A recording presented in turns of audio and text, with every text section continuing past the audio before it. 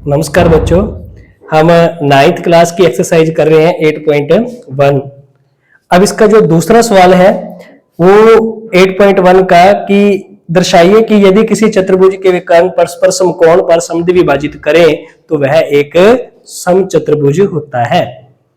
एक चतुर्भुज है, नाम नहीं दिया उस चतुर्भुज का, उसके जो विकर्ण है एक दूसरे को क्या कर रहे हैं, समकोण पर समद्विभाजित, समकोण पर समद्विभाजित कर रहे हैं। मतलब यहाँ पर कोण भी कितने डिग्री का बन रहा है, 90 डिग्री का, और ये दोनों भाग बराबर है। ए ओ बराबर है किसके, सी ओ के, और बी ओ बराबर है किसके, डी ओ के। ये दे रखा है। हमने क्या सिद्ध करना है कि ये जो चतुर्भुज है वो क्या है, एक समचतुर्भुज। तो हमें पता है समचतुर्भुज किसे कहते हैं, समचतुर्भुज की चारों भुजाएं आपस में बराबर होती हैं और आपस में समांतर भी होती हैं।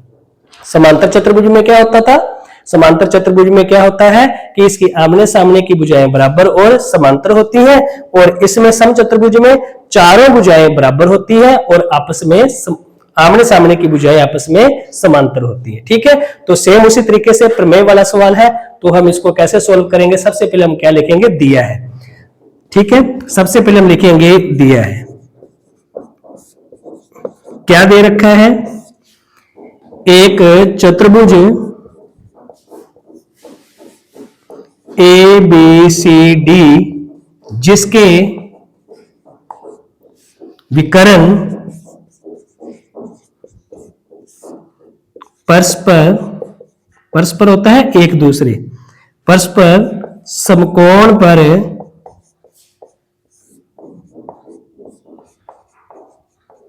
समद्विभाजित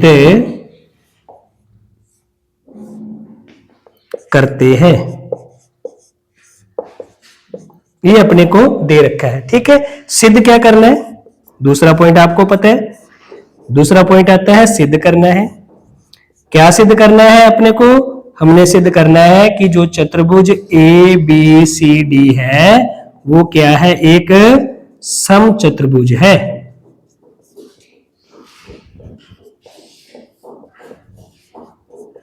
ये सिद्ध करना है। ठीक है, और तीसरा पॉइंट क्या आएगा, उत्पत्ति आएगा। रचना हम इसमें कुछ कर नहीं रहे। ठीक है, उत्पत्ति के लिए हम क्या करेंगे, सबसे पहले इन दोनों त्रिभुजों को सर्वांग करेंगे। बड़ा सवाल है थोड़ा सा ये, किस किस त्रिभुज को सर्वांग करोगे आप, ए ओ डी और बी ओ सी, इन दोनों त्रिभुजों को हम क्या करेंगे, सर्वांग करेंगे। इस त्रिभुज को और इस त्रिभुज को, इन दोनों को आपने क्या करना है, सर्वांग करना है। तो हम लिखेंगे त्रिभुज ए ओ डी व त्रिभुज बी ओ सी में। ठीक है, तो हमें पता है, देखो ए ओ भुजा किसके बराबर है, सी ओ के। क्यों बराबर है, क्योंकि इसके विकर्ण एक दूसरे को क्या करने हैं, समद्विभाजित। देखो ए ओ भुजा किसके बराबर है, सी ओ के, और बी ओ भुजा किसके बराबर है, डी ओ के। तो हम लिखेंगे इसको ए ओ भुजा बराबर है किसके, सी ओ के। क्यों बराबर है, दिया हुआ है, उसने हमें बता रखा है कि इसके विकर्ण एक दूसरे को समद्विभाजित करते हैं। नेक्स्ट बी ओ बराबर है किसके, डी ओ के। ये क्यों बराबर है, दिया हुआ है। दो मान बराबर आ गए। अब तीसरा मान कैसे बराबर आएगा, तीसरा मान ये देखो, ये दोनों कोण आपस में क्या है, बराबर। कौन कौन से, ए ओ डी और बी ओ सी, इन दोनों कोणों को क्या कहा जाएगा, शीर्षाभिमुख कोण। हमें पता है जब दो रेखाएं एक दूसरे को ऐसे क्रॉस काटती हैं तो इनके ये वाले कोण और ये वाले कोण आपस में क्या होते हैं, बराबर होते हैं, जिनको क्या कहा जाता है, शीर्षाभिमुख कोण कहा जाता है। तो कोण ए ओ डी बराबर है किसके, कोण है बी ओ सी के। क्यों बराबर है, कारण जरूर लिखना पड़ेगा आपको, शीर्षाभिमुख कोण।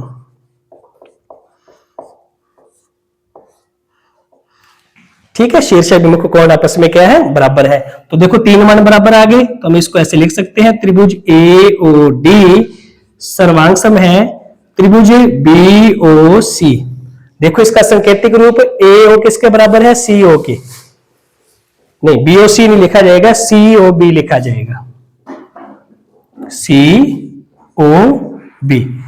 कैसे, देखो ए ओ भुजा बराबर है किसके, सी ओ के। तो यदि ए ओ का क्रमांक पहला दूसरा है तो सी ओ का क्रमांक भी क्या आना चाहिए, पहला दूसरा। मैंने इससे पहले वाली जो वीडियो बनाई थी उसमें भी आपको बताया था।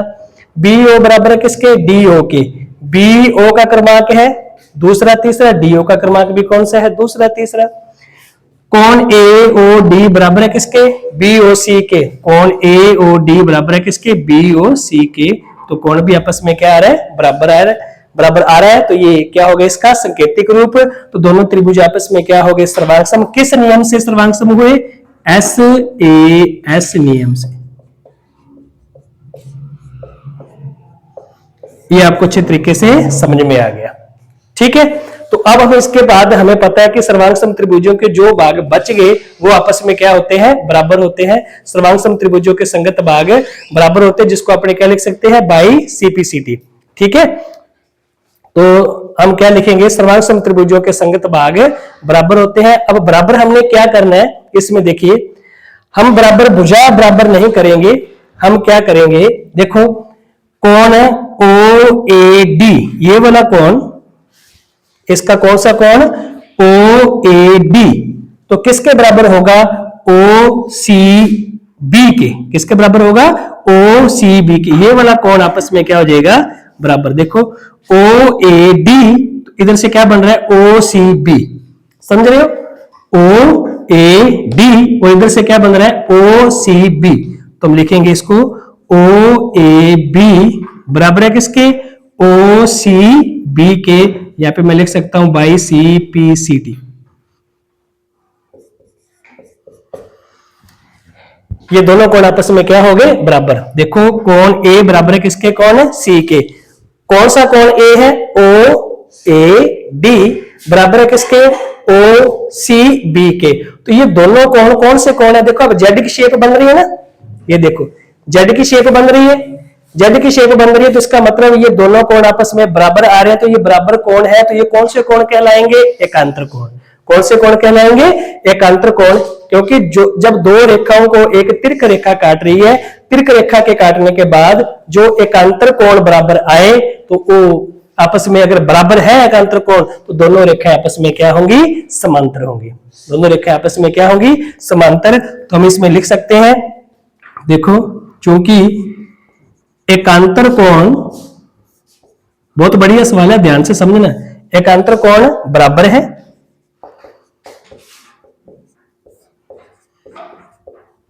इसलिए एकांतर कोण जब बराबर है तो इसका मतलब ये दोनों रेखाएं आपस में क्या होंगी, समांतर। इसलिए एडी समांतर होगी किसके, बीसी के। एडी और बीसी भुजा आपस में क्या होंगी, समांतर।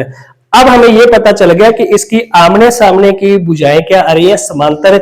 और हमें पता है जब आमने सामने की भुजाएं समांतर होती है तो वो चतुर्भुज कौन सा होता है, समांतर चतुर्भुज। ठीक है, वो कौन सा चतुर्भुज होता है, समांतर चतुर्भुज। हम एडी और बीसी को समांतर सिद्ध कर दिया। हम ऐसे भी लिख सकते हैं कि इसी प्रकार यदि हम इन दोनों त्रिभुजों को सर्वांगसम करें, इन दोनों त्रिभुजों को, तो एबी और सीडी भी आपस में क्या आ जाएगी, समांतर आ जाएगी। हम इसमें ऐसे लिख सकते हैं, इसी प्रकार जैसे एडी और बीसी आपस में समांतर आई है, इसी प्रकार एबी और सीडी भी आपस में क्या हो जाएगी, समांतर हो जाएगी। एबी और सीडी, एबी समांतर होगी किसके, सीडी के।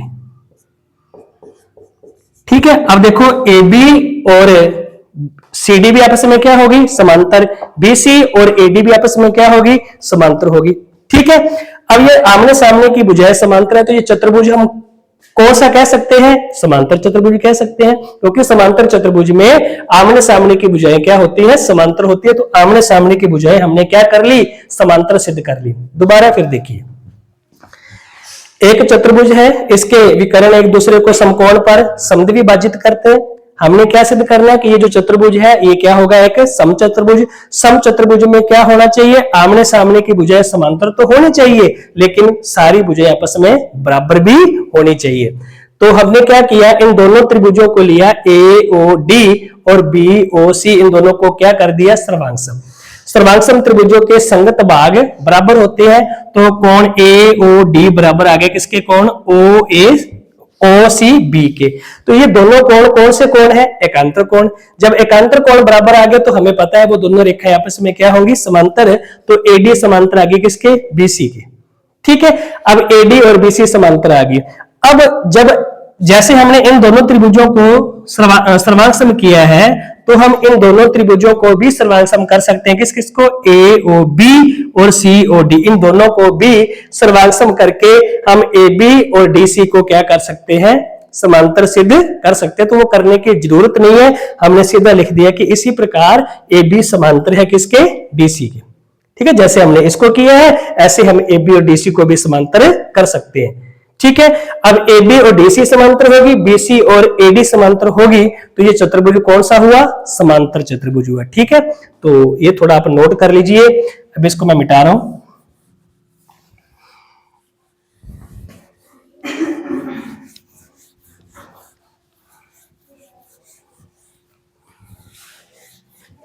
ठीक है, अब हम इसको लिख सकते हैं कि अतः चतुर्भुज ए बी सी डी एक समांतर चतुर्भुज है। क्या है? एक समांतर चतुर्भुज है। क्यों है समांतर चतुर्भुज? क्योंकि इसकी आमने सामने की भुजाएं क्या आ गई? समांतर आ गई। और जब ये समांतर चतुर्भुज है, आमने सामने की भुजाएं समांतर है, तो इसका मतलब आमने सामने की भुजाएं क्या होंगी? बराबर भी होंगी। तो हम इसमें लिख सकते हैं इसलिए ए बी भुजा किसके बराबर होगी? सी डी के। और बी सी भुजा किसके बराबर होगी? एडी के। क्यों बराबर होंगी?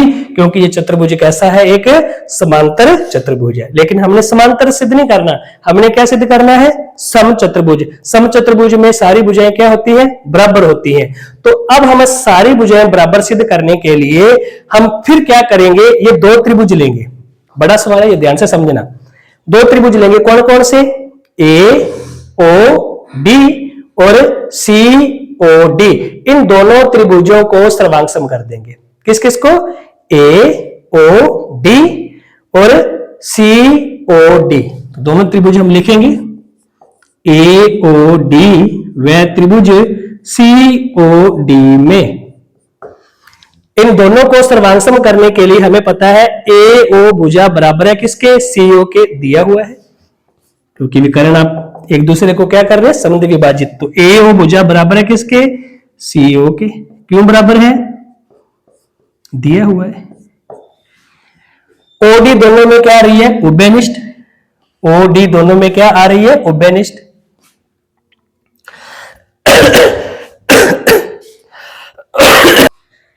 ए ओ भुजा बराबर है किसके? सी ओ के। क्यों बराबर है? दिया हुआ है। ठीक है, ओडी दोनों में क्या आ रही है? उभयनिष्ठ। ओडी दोनों में क्या आ रही है? उभयनिष्ठ आ रही है। अब तीसरा मान क्या बराबर होगा? ध्यान देना, उसने क्या कहा था कि एक चतुर्भुज के विकर्ण समकोण पर समद्वि विभाजित करते हैं। किस पे समद्वि विभाजित करते हैं? समकोण पर। इसका मतलब यहां पर जो कोण बन रहा था, यहां पर ये समद्वि विभाजित तो हो रहे हैं, लेकिन यहां पर कोण कितने डिग्री का बन रहा था? 90 डिग्री का। 90 डिग्री का इधर भी और 90 डिग्री का इधर भी बन रहा था। तो कोण ए ओ डी, कौन सा कोण? ए ओ डी बराबर होगा किसके? बराबर होगा सी ओ डी के। क्यों बराबर होगा? क्योंकि प्रत्येक कोण कितने डिग्री का है? 90 डिग्री का। प्रत्येक कोण कितने डिग्री का है? 90 डिग्री का। 90 डिग्री का कोण कैसे पता चला? क्योंकि उसने कहा था समांतर इसके चतुर्भुज के विकर्ण एक दूसरे को समकोण पर समद्वि विभाजित करते हैं। तो ये कोण दोनों में क्या आ गया? बराबर आ गया। अब तीन मान बराबर आ गए। कौन कौन से? ए ओ भुजा बराबर है किसके? सी ओ के। डी ओ भुजा दोनों में क्या आ गई? उभयनिष्ठ।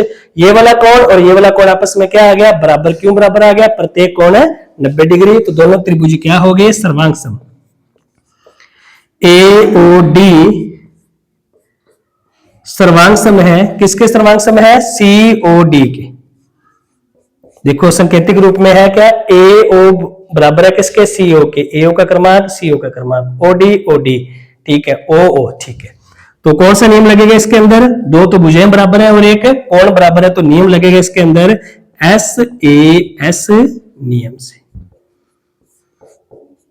दोनों त्रिभुज क्या हो गए? सर्वांग सम। फिर हमें पता है सर्वांग सम त्रिभुजों के संगत भाग बराबर होते हैं, तो भुजा एडी बराबर है किसके? सीडी के। देखो भुजा एडी बराबर है किसके? सीडी के। एडी बराबर है किसके?